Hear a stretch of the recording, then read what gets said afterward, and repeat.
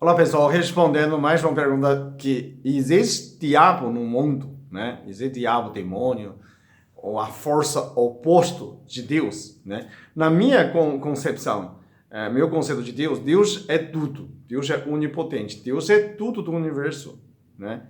Então, se Deus é tudo do universo, não pode existir outro negativo que é contra Deus, porque Deus é tudo. Deus não criaria um polo negativo, não é?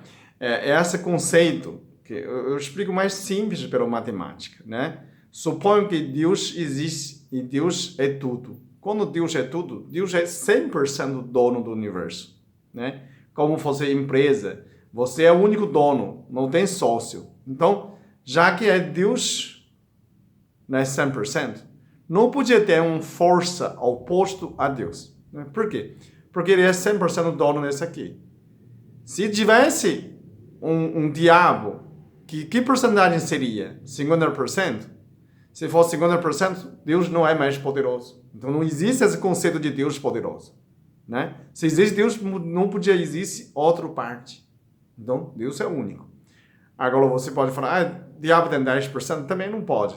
Porque Deus é único, é onipotente. Quando você coloca qualquer coisa fora dele, né, não podia ser. Tudo foi criado por ele. Por que ele criaria um diabo? Não é? Agora, você pode pensar outro jeito, mas tem sombra, né? Tem luz, sempre tem sombra. Deus é luz, ok? Mas Deus não cria sombra. Não é luz que cria sombra. Você vê a sombra no meu corpo, a sombra da minha mão, né? Tá vendo? Essa é a sombra da minha mão. A minha mão criou a sombra, né? Não é por causa da luz. É por causa da minha mão não é transparente. Se minha mão fosse transparente, não cria nessa sombra. Agora, quando algo criou sombra, nessa minha mão está na sombra. Ele pode esconder dentro da sombra. Meu dedo está dentro da sombra, tá vendo? Meu dedo escondeu dentro da sombra. Então, meu dedo está dentro da sombra. Nesse dedo que não sabia luz, ele está escondido, não sabe que é luz de Deus. Luz seria informação, seria conhecimento. Então, a ignorância, quando está na sombra, é a ignorância.